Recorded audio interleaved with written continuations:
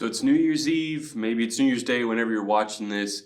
You've made a list of resolutions for the year 2021, and you're hoping that you can get through them. In Bible class on Sunday morning, I talked about a few of mine. I want to learn a new skill. I want to read more. I want to eat less or healthier, get absolutely shredded. And some of those resolutions are going to be harder to get through than others. Some are actually going to be doomed to fail, believe it or not. Maybe you've got some New Year's resolutions too. Maybe you want to get good grades for the next year. Get up earlier. Don't complain about everything that your mom and dad ask you to do. Keep your room clean. Get organized. Break habits. Learn how to cook something. I don't know what your goals for 2021 are, but you've got them. Some of your goals might be like mine. Some are you're actually going to do. Some you're going to go through 2021 and get through. But some might be destined to fail. For me, the ones that I usually fail at are the eating healthy ones, working out, the ones that involve fitness. Those are always the ones that I mess up on. The reason I do, though, is because they're genuinely difficult. Why in the world would I want to get out of bed earlier than I have to go do something that is going to cause pain? It doesn't seem logical. Why would I want to eat healthy? I can go to Buffalo Wild Wings and get 20 wings and feel great for like 15 minutes and my stomach starts to hurt a little bit. But who wants to eat a salad? There's nothing in the Bible that says I can't go to Chick-fil-A 3 times a week. You want me to order a small fry? Are you kidding me? Less food? I'm a growing boy. I need the large or the extra large. Now, I'm good at achieving my goals for maybe a month, maybe 2 months if I'm really, really trying.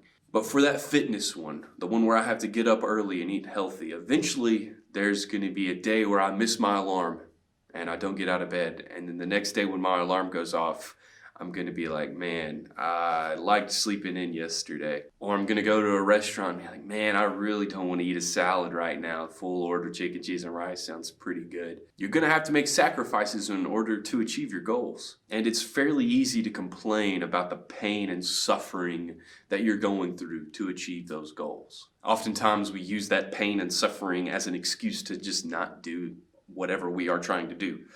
But think about how much effort goes into getting an actual six-pack set of abs. Think about a person who has done that. Think about how much pain they went through to do that. If you've ever done 50 sit-ups in a row, by the time you get to about 45, it really, really does hurt.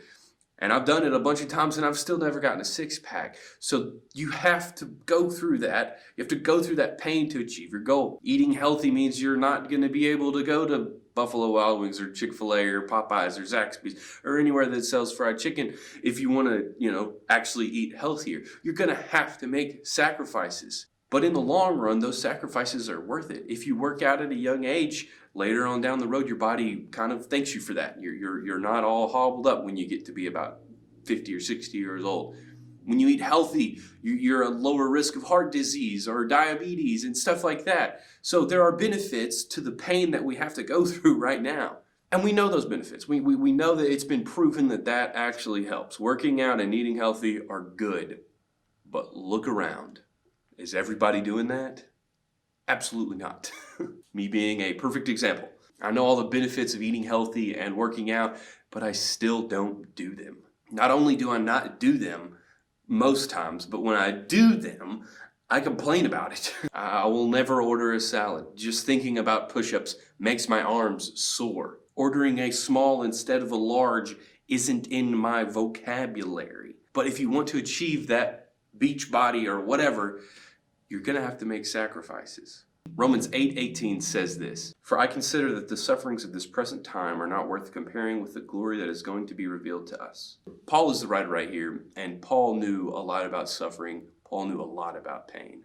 He tells his readers multiple times about how he suffered. The funny thing is, Paul was a missionary, and he was trying to get people to join the church. It doesn't seem like it would be a great strategy to then go and talk about all the suffering and pain to try to convince people to join your church if they're also going to be suffering and pain.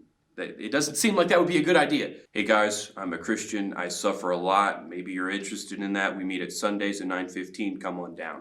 He didn't really say that, but he did suffer a lot as a Christian. He knew that he was going to suffer. He accepted that he was going to suffer. But why was he suffering? Why was it a good idea for him to endure this pain? Let me read that verse again, Romans 8:18. For I consider that the sufferings of this present time are not worth comparing with the glory that is going to be revealed to us. Paul knew what the end game was. He knew what his goal was, and he knew what he had to do to achieve it.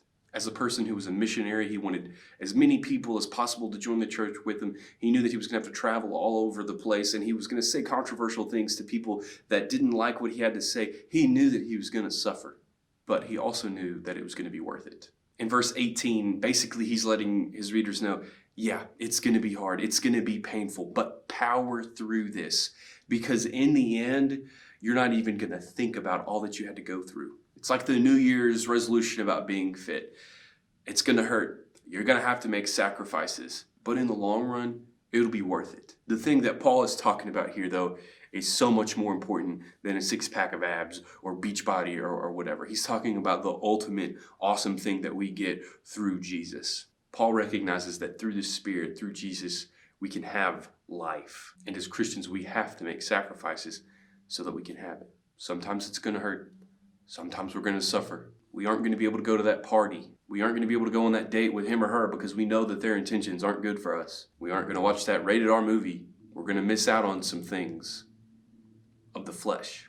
But in this chapter, Paul tells us that a mindset of the flesh is hostile towards God. And frankly, I would much rather be on God's team than against him. This chapter, Romans chapter 8, also says that if God is for us, who can stand against us? Now, I don't want you to take this video or whatever and be like, man, if I work really, really hard, God's going to give me a six-pack of abs and it'll be great. I'll be a great Christian. No, that's not what I'm saying at all.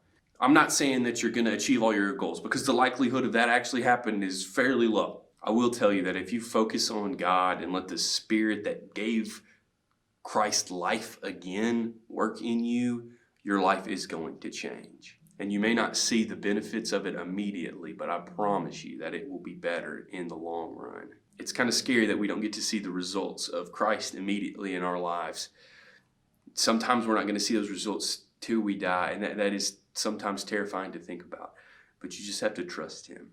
Now, if none of that made sense and you want to learn more, or if some of that made sense and you want to learn more, if all of that made sense and you want to learn more, I encourage you to make a resolution this year to come to church. Spend time online on Sunday mornings if you can't come to church. Spend time in prayer every day. Spend time in the Word of God every day. Talk about it with others. Ask questions and understand that some answers aren't easy to hear. Guys, 2020 has been a tough year, and I can't imagine what my life would have been like without the church. Maybe you've spent 2020 without that connection, and right now you're looking for a connection. I encourage you to join a church.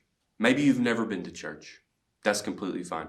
2021 is the perfect year to start going to church. Why? I can't really give you a why, but I'll rebuttal that question with another question. Why not? Thank you for joining me, and hey, maybe we'll run into each other sometime next year. Happy New Year.